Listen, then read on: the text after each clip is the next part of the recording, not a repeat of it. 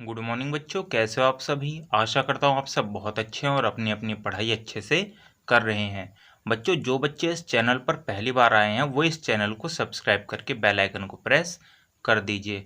तो देखिए बच्चों, आज का जो हमारा टॉपिक है वो है आवेशित चालक की वैद्युत स्थितिज ऊर्जा। बच्चों देखिए, जब हम किसी चालक को धीरे धीरे आवेशित करते हैं तो शुरुआत में तो नहीं, लेकिन जब वो थोड़ा ज़्यादा आवेशित हो जाता है तो हमें एक्स्ट्रा कार्य करना पड़ता है, क्योंकि उस चालक पर पहले से ही उपस्थित आवेश आने वाले आवेश का विरोध करता है। ठीक है, तो इसलिए हमें कार्य करना पड़ेगा, और जो कार्य करना पड़ेगा यानी कि जो बाह्य स्रोत के द्वारा हमें कार्य करना पड़ेगा वही कार्य कहलाएगा उस चालक की वैद्युत स्थितिज ऊर्जा। बच्चों, जैसे मान लीजिए कोई चालक है, उस पर पॉजिटिव आवेश हम उसे दे रहे हैं, तो धीरे धीरे जब पॉजिटिव आवेश इकट्ठा होता रहेगा तो आने वाले और पॉजिटिव आवेश का विरोध करेगा, उनके मध्य प्रतिकर्षण बल लगेगा। तो इसलिए हमें कार्य करना पड़ेगा, क्योंकि वो अब आवेश उस पर जा नहीं रहा, लेकिन हम उसे जबरदस्ती भेज रहे हैं।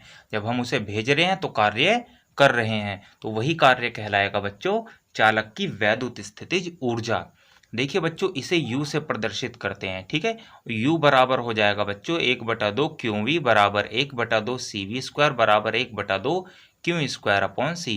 इन तीनों में से हम तीनों फॉर्मूले यूज कर सकते हैं। देखिए बच्चों, इसकी हमें सूत्र की व्युत्पत्ति करनी है, यानी कि जो फॉर्मूला है इसका, ये जो तीन फॉर्मूले अभी अभी हमने पढ़े हैं, इनको कैसे ड्राइव करेंगे। ठीक है, देखिए बच्चों, इसमें लिखा है माना किसी चालक की वैद्युत धारिता C फैरेड है। ठीक है, हमारे पास कोई चालक है जिसकी धारिता कितनी है बच्चों, C है, तथा उसे क्यू कूलाम आवेश देने पर उसका वैद्युत विभव V वोल्ट हो जाता है। हमने उसे क्यू कूलाम आवेश दिया, क्यू कूलाम आवेश देने पर उसका वैद्युत विभव कितना हो गया बच्चों, V हो गया। तो देखिए, ये फॉर्मूला हमने पढ़ा है कि जो वैद्युत विभव होगा उस चालक का वो V इक्वल टू हो जाएगा Q अपॉन C। अब देखिए बच्चों, अगर हम जब हमने क्यू आवेश दे दिया और उसका विभव V हो गया, ठीक है, क्यू आवेश दिया उसका विभव V हो गया, उसके बाद, ठीक है, उसके बाद हम क्या करेंगे, चालक को अति सूक्ष्म आवेश डी क्यू देंगे। भाई, चालक को अति सूक्ष्म आवेश डी क्यू दिया तो इस डी क्यू आवेश को देने में उसके विभव में कोई भी परिवर्तन नहीं होगा। मतलब परिवर्तन तो होएगा, लेकिन बहुत ही नगण्य परिवर्तन होएगा जिसे हम छोड़ सकते हैं। तो देखिए, डी क्यू आवेश दिया और जो वोल्टेज है वो लगभग उतनी ही रहेगी। ठीक है, बहुत कम परिवर्तन होएगा तो हम लगभग वोल्टेज को उतना ही मान लेंगे। तो देखिए बच्चों, बाह्य स्रोत द्वारा किया गया कार्य, यानी कि चालक को अति सूक्ष्म आवेश डी क्यू देने में बाह्य स्रोत द्वारा किया गया कार्य D W equal to V into D Q.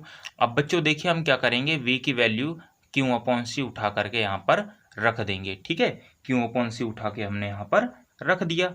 अब देखिए बच्चों, हम यहाँ क्या करेंगे, अतः चालक को शून्य से क्यों आवेश देने में किया गया कार्य है, यानी कि जो हमारे पास चालक है उसे जीरो से हमने क्यों आवेश दिया था, तो देखिए जीरो से क्यों आवेश देने में कितना कार्य किया जाएगा, वो कार्य होगा W is equal to integral, समाकलन कर देंगे, लिमिट लगाएंगे जीरो से क्यों DW।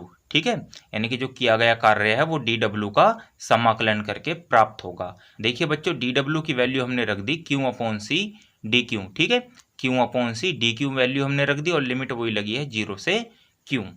अब देखिए बच्चों, सी को हमने बाहर ले लिया। ठीक है, जो चालक की जो धारिता है वो कांस्टेंट रहेगी, वो हमने बाहर ले लिया। देखिए 1/c बाहर लिख दिया, इंटीग्रल जीरो से क्यू, लिमिट लगी हुई है क्यू डी क्यू।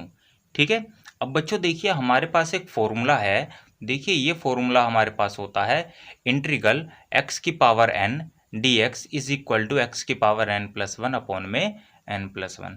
यानी कि देखिए यहाँ पर क्या करेंगे, x की पावर, x की जगह देखिए बच्चों यहाँ पर क्यों है, तो क्यू की पावर कितनी हो जाएगी 1+1। ठीक है, 1 है ना, तो 1+1 2 और अपॉन में 1+1 2। ठीक है, फिर देखिए इसके बाद हम क्या करेंगे, दो को बाहर लिख लेंगे और इस क्यू की जगह एक बार क्यू रखा, फिर माइनस करके क्यू की जगह जीरो रखा, मतलब सीधी भाषा में लिमिट को पुट कर दिया।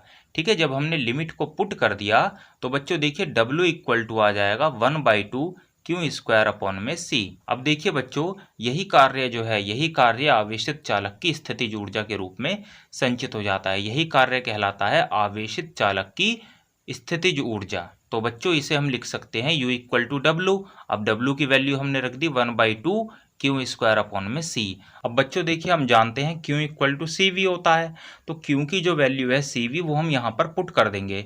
तो C square into V square, C square से मतलब कि एक सी से एक सी कैंसिल होएगा, तो यहाँ पर बच्चों सी वी स्क्वायर बचेगा, यानी U equal to 1/2 C V square.